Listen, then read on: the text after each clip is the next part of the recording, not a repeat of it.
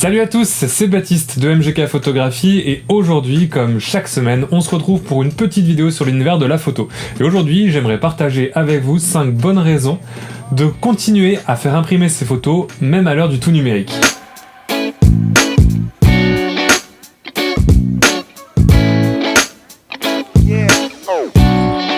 Faire imprimer ces photos, aujourd'hui, ça peut paraître une pratique un petit peu désuète. Effectivement, avec les appareils numériques, on a tendance à mitrailler, à stocker les images dans nos ordinateurs ou dans nos téléphones portables et les oublier là sans jamais forcément les regarder. Alors on les partage sur Instagram, sur Facebook, sur les autres réseaux sociaux.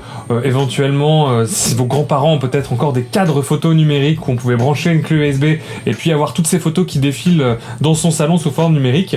Mais aujourd'hui, l'idée, ça va plutôt d'être à contre-courant de ça et de voir pourquoi c'est important, notamment en tant que photographe et quand on veut essayer de faire de la photographie de manière un petit peu sérieuse, pourquoi c'est important de continuer à imprimer ces photos sur du papier. La première raison est peut-être la plus évidente, c'est la conservation au long terme de vos images. Alors effectivement, même si vous êtes un paranoïaque de la copie comme moi et que vous avez 3 copies de vos photos sur des disques durs externes ou dans le cloud sur internet, malgré tout, la meilleure manière de conserver des images aujourd'hui, c'est de les faire imprimer et tirer sur papier. On retrouve encore aujourd'hui des images qui sont issues des premiers temps de la photographie, qui sont tirées sur papier et qui sont des témoignages encore de très bonne qualité. En faisant tirer vos images sur papier, vous vous assurez une conservation à très long terme de vos images et peut-être même qu'elles pourront être transmises à vos enfants, à vos petits-enfants, voire vos arrière-petits-enfants, alors qu'il est quasiment certain que dans une cinquantaine d'années, votre copie numérique aura été soit effacée par une erreur de disque dur, une panne mécanique, soit perdue à travers des dizaines et des dizaines et des dizaines et des dizaines de milliers de données. La deuxième raison, comme ça, un petit peu plus prosaïque, ça fait une décoration intérieure sympa et pour pas très cher, puisque vous avez le prix de l'impression, le prix éventuellement d'un petit cadre pas très cher, et vous pouvez avoir comme ça vos images exposées dans votre intérieur. Ça permet de vous différencier un petit peu du tableau photo Ikea produit en série ou du poster produit à la Fnac, et ça peut donner un petit cachet et permettre aux gens qui viennent chez vous, à vos amis, à votre famille, de découvrir aussi votre travail photographique. La troisième raison qui découle un petit peu des deux première, c'est retrouver un côté matériel à l'image et permettre d'avoir des supports physiques à partager avec les gens autour de vous. Malgré tout, aujourd'hui, si c'est agréable de pouvoir transmettre ces images par internet sur son téléphone, le fait de les avoir en support physique, de pouvoir les échanger, de pouvoir les présenter quand vous allez par exemple dans des clubs photo ou quand vous rencontrez des clients pour des prestations photo, avoir un support physique, c'est un support qualitatif, c'est un support matériel et qui produit une émotion plus forte qu'une image projetée sur internet ou qu'on va voir sur Instagram ou sur Flickr ou sur Facebook. Quatrième raison qui découle des 3 premières, ce qui prouve que c'est vraiment un top 5 bien organisé, c'est le contrôle que l'impression va te donner sur la présentation de tes images. Je m'explique. Tu vas avoir pris ta photo, tu vas l'avoir retouchée, développée, travaillée sous Lightroom, etc. Tu vas avoir travaillé ta prise de vue et ensuite tu vas aller la partager sur les réseaux sociaux. Ta photo va se retrouver sur Instagram, sur Facebook, etc., etc. Bon, et là, elle va être consommée et vue par plusieurs dizaines, plusieurs centaines, plusieurs milliers de personnes, qui chacune va voir cette image, soit sur son téléphone, sur Instagram, soit donc sur un tout petit écran de quelques pouces, de 5 ou 6 pouces, tu vas voir ta photo en tout petit, ou alors sur son écran d'ordinateur portable mal calibré et avec des couleurs dégueulasses ou un contraste mauvais, dans un format qui va pas être celui que tu vas avoir décidé.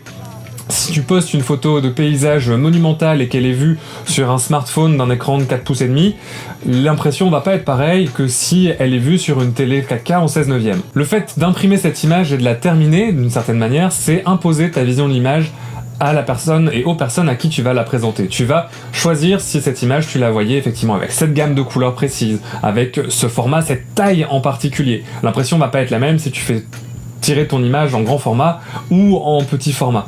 Et ça permet de choisir, de faire ces choix-là et de terminer ces choix-là, ça permet finalement, c'est la continuité de tout ton travail depuis la prise de vue, et ça permet de dire voilà, cette image-là que j'ai tirée sur papier, que j'ai exposée dans ce cadre-là, maintenant c'est l'image de référence, c'est la référence de toute ma réflexion par rapport à cette image. Et toutes les autres images, que ce soit des images que tu vas faire imprimer sur d'autres supports pour des raisons publicitaires ou que tu vas retrouver sur internet, sur les réseaux sociaux, ne seront qu'une copie de cette image physique, de cette image de référence que tu auras imprimée avec tes propres choix en termes de format, en termes de couleur, en termes de papier, en termes de cadre, etc., etc.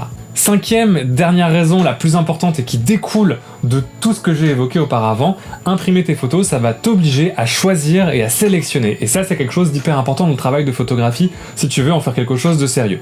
Mettons que tu vas prendre 200 ou 250 photos dans le mois avec ton appareil photo numérique. Tu vas pas forcément avoir le budget pour faire tirer sur papier ces 200 photos et surtout pour les faire tirer sur papier de bonne qualité dans des formats qui vont être agréables pour toi. Tu vas donc être obligé de revenir sur ton travail, de sélectionner les différentes images que tu veux prendre et que tu veux faire tirer sur papier, faire imprimer. Ça va te forcer à réfléchir à quelles sont tes meilleures photos et à ce que tu aimes dans ton travail photographique. Et sur le long terme, ça va te forcer à développer ton style en photo, à t'améliorer et à identifier ce qui fait que certaines de tes images sont meilleures que d'autres. Finalement, en imprimant tes photos, en te donnant un budget pour le faire et en le faisant régulièrement, tu vas forcément être gagnant. D'abord, tu vas donner une meilleure conservation à tes images sur le long terme. En plus, tu vas leur donner un format de présentation qui sera beaucoup plus noble et beaucoup plus agréable pour toi, pour éventuellement tes clients, pour les gens avec qui tu vas pouvoir partager physiquement tes photos, et tu vas pouvoir en plus en distribuer et avoir un support physique pour tes images. Et finalement, imprimer tes photos, ça va te permettre de t'améliorer en photo puisque tu vas être obligé de sélectionner les images que tu vas imprimer. Finalement, ça ramène une question de coût à l'image, un petit peu comme quand tu vas travailler en argentique, parce que tu vas pas imprimer toutes tes photos, t'as pas le budget pour imprimer toutes tes photos. Et de la même manière, tu vas pas forcément imprimer toutes tes photos en 20 par 30 sur du papier d'art, tu vas peut-être décider d'en imprimer sur du papier Fuji Cristal à 15 centimes la photo en petit 10-15. Ça va t'obliger à donner de la valeur à tes images et à décider si telle image vaut le coup d'être tirée sur papier dans l'absolu, si telle image vaut d'avoir un traitement un petit peu supérieur avec un papier un petit peu plus beau, un plus beau cadre, si c'est une image que tu vas afficher chez toi parce que tu la trouves meilleure que les autres, et au final, tout ça c'est de la réflexion sur ta pratique photographique et ça te permet de revenir après ta prise de vue, de réfléchir aux images que tu produis. Et c'est ce genre de réflexion qui permettent sur le long terme de s'améliorer en photo, de trouver son style et de produire de meilleures images. J'espère que cette petite vidéo t'aura convaincu que pour s'améliorer en photo, il est important d'imprimer régulièrement ces images, non seulement pour en profiter sur un support qualitatif, mais aussi pour avoir un travail de sélection et de réflexion par rapport à son image. C'est hyper important si tu veux faire de la photo un petit peu sérieusement. J'espère en tout cas que cette vidéo t'aura plu. Si c'est le cas, n'hésite pas à t'abonner à la chaîne, à lâcher un petit pouce bleu, ça aide vraiment la chaîne à se développer. Si t'as d'autres raisons d'imprimer tes photos auxquelles j'aurais pas pensé, tu peux lâcher un petit commentaire pour en parler. Et puis on se retrouve la semaine prochaine pour un nouveau sujet sur la photographie.